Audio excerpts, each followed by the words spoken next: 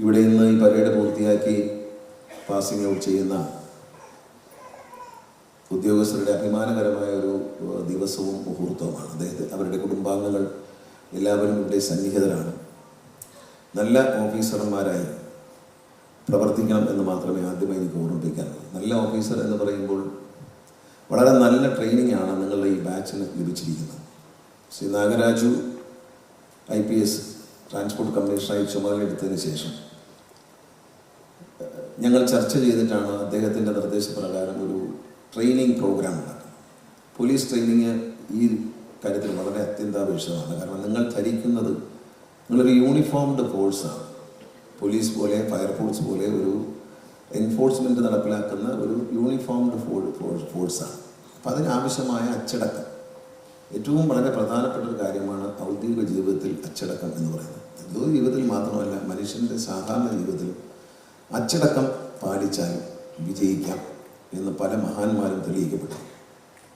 നമ്മുടെ രാഷ്ട്രപിതാവായ മഹാത്മജി മുതൽ ഇങ്ങോട്ടെടുത്താൽ സാമൂഹ്യ രംഗത്തും ഔദ്യോഗിക രംഗത്തും എല്ലാ രംഗത്തും ബിസിനസ് രംഗത്തും ഒക്കെ വിജയിച്ച വ്യക്തികൾ അവരുടെ അച്ചടക്കം പാലിച്ചിട്ടുള്ളവരാണ്. നമ്മുടെ ഡിപ്പാർട്ട്മെൻ്റ് ഒരു യൂണിഫോംഡ് ഫോഴ്സാണ്. അപ്പോൾ ആ ഒരു അച്ചടക്കം വളരെ പ്രധാനപ്പെട്ടതാണ്. നിങ്ങളുടെ ജീവിതത്തിലും ഔദ്യോഗിക ജീവിതത്തിലും അച്ചടക്കം ഒന്ന് ക്രമപ്പെടുത്തുന്നതിന് വേണ്ടിയിട്ടാണ് പോലീസ് ട്രെയിനിങ് നിർബന്ധമാക്കിയിട്ടുള്ളത്. അതിനുശേഷം എല്ലാ മേഖലയിലും, കാരണം കമ്പ്യൂട്ടർ ട്രെയിനിങ്ങിൽ നിങ്ങളുണ്ട്, അതുപോലെ ഫോറൻസിക് പഠിച്ചു, പിന്നെ അബ്കാരി ആക്ട് പഠിച്ചു, നിയമത്തിൻ്റെ കാര്യങ്ങൾ പഠിച്ചു. എല്ലാവരും നിയമം പഠിച്ചവർ, നിങ്ങളുടെ എഞ്ചിനീയറിംഗ് പഠിച്ചവരാണ്. ഉന്നത ബിരുദം എഞ്ചിനീയറിംഗ് രംഗത്ത് MTechും BTechും ഡിപ്ലോമയും എല്ലാം നേടിയ മിടുക്കരായ എഞ്ചിനീയേഴ്സാണ്. പക്ഷേ നിങ്ങൾ മറ്റു കാര്യങ്ങൾ പലതും മനസ്സിലാക്കേണ്ടതുണ്ട്. ഒരു സമൂഹത്ത് ഏറ്റവും ജനങ്ങളുമായി അടുത്ത് പ്രവർത്തിക്കുന്ന ഒരു ഡിപ്പാർട്ട്മെൻറ്റാണ് MVD. അവിടെ വളരെ പ്രധാനപ്പെട്ട ഒരു കാര്യം നിങ്ങൾ അറിഞ്ഞിരിക്കേണ്ടത്, ഇന്ന് അതിൽ കമ്പ്യൂട്ടറൈസേഷൻ വന്നു. ഇന്ത്യ മുഴുവൻ വാഹന സോഫ്റ്റ്വെയറിലേക്ക് മാറുകയും അതിന് വളരെ നല്ല രീതിയിലുള്ള പുരോഗതി ഉണ്ടാകുകയുണ്ട്. പക്ഷേ നമ്മുടെ ഡിപ്പാർട്ട്മെൻറ്റിൽ ഇപ്പോഴും ഒരു ഡ്രോബാക്ക് എന്ന് പറയുന്നത്, നമ്മുടെ മിനിസ്റ്റീരിയൽ സ്റ്റാഫിനെ ഈ കമ്പ്യൂട്ടർ രംഗത്ത് മിടുക്കനാക്കാൻ കഴിഞ്ഞിട്ടില്ല. അതിൻ്റെ ട്രെയിനിങ്ങുകൾ നമ്മൾ ആരംഭിക്കുക. IDTR കേന്ദ്രീകരിച്ച് വാഹൻ സോഫ്റ്റ്വെയറിൻ്റെ എല്ലാ വശങ്ങളും ടെക്നിക്കൽ സ്റ്റാഫും മിനിസ്റ്റീരിയൽ സ്റ്റാഫും പഠിച്ചിരിക്കണം. എങ്കിൽ മാത്രമേ അതിനൊരു വിജയം ഉണ്ടാകൂ. അപ്പം ഉദാഹരണത്തിന് KSRTC കംപ്ലീറ്റ് കമ്പ്യൂട്ടറൈസേഷൻ, ഡിജിറ്റലൈസേഷനാണ്. KSRTC മുഴുവൻ ജീവനക്കാരെയും ഇപ്പോൾ ടിക്കറ്റ് മെഷീൻ പോലുള്ള മെഷീനുകളെ, കണ്ടക്ടർമാരെ പരിചയപ്പെടുത്തുക, വാഹനം ഓടിക്കുന്ന ഡ്രൈവറെ പുതിയ ബസ്സുകളെ പറ്റി പരിചയപ്പെടുത്തുക, പുതിയ ടെക്നോളജിയെ പറ്റി പരിചയപ്പെടുത്താൻ നമ്മൾ തമിഴ്നാട്ടിലുള്ള നാമക്കല്ലിലേക്ക് അയച്ച് ട്രെയിൻ ചെയ്യുകയാണ്. അതുപോലെ മുഴുവൻ മിനിസ്റ്റീരിയൽ സ്റ്റാഫിനെയും, എല്ലാ ക്ലറിക്കൽ സ്റ്റാഫ് എല്ലാവരെയും IDTRൽ കൊണ്ടുപോയി 4 ദിവസത്തെ കമ്പ്യൂട്ടർ, കാരണം KSRTC ഉപയോഗിക്കുന്ന എല്ലാ സോഫ്റ്റ്വെയറും അവർ പരിചയപ്പെടുത്തുക. കാരണം എല്ലാവരും എല്ലാ പണിയും അറിഞ്ഞിരിക്കേണ്ട ഒരു കാലത്താണ് ജീവിക്കുന്നത്. ഇപ്പോൾ ഒരു RTO ഓഫീസിൽ ഇരിക്കുന്ന ഉദ്യോഗസ്ഥർ വളരെ കൃത്യമായി അറിഞ്ഞിരിക്കേണ്ട ഒരു കാര്യം, അവിടെ കമ്പ്യൂട്ടറിൽ ഓടുന്ന സോഫ്റ്റ്വെയറുകളും അവിടുത്തെ സാങ്കേതിക കാര്യങ്ങളാണ്. അപ്പം നിങ്ങളുടെ നിയമനം, നിങ്ങൾക്ക് ഞാൻ പറയുകയാണ്, ചെയ്തുകൊണ്ടിരുന്ന നിയമനം വരുമ്പോൾ നിങ്ങളെ നേരെ എൻഫോഴ്സ്മെൻറ്റിലേക്ക് ഇടുക.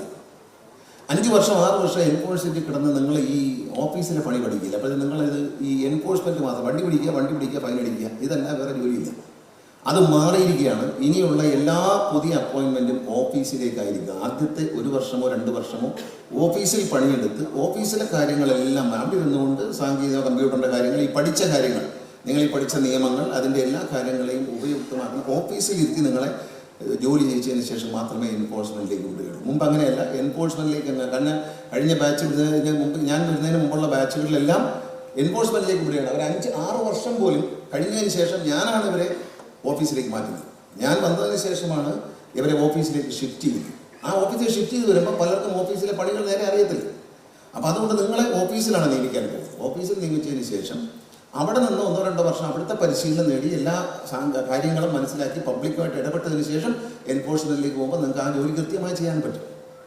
അപ്പം നമ്മൾ എല്ലായിടത്തും ഈ ഫോഴ്സിനെ വെച്ച് എൻഫോഴ്സ് ചെയ്യാൻ പറ്റാത്തതുകൊണ്ടാണ് നമ്മൾ ചില സോഫ്റ്റ്വെയർ ഇറക്കിയിട്ടുണ്ട്. കാരണം പബ്ലിക്കിന് തന്നെ എൻഫോഴ്സ് ചെയ്യാം.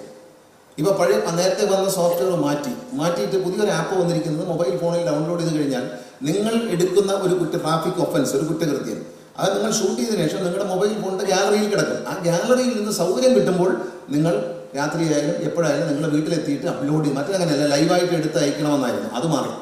ഇപ്പോൾ വീഡിയോ ആണെങ്കിലും ഫോട്ടോ ആണെങ്കിലും നിങ്ങൾ ഗാലറിയിൽ ഇട്ടതിന് ശേഷം അത് പിന്നീട് അയച്ചു കൊടുത്തു കഴിഞ്ഞാൽ നടപടികളും എൻഫോഴ്സ്മെൻറ്റ് നടപടികളും ഉണ്ടാകും.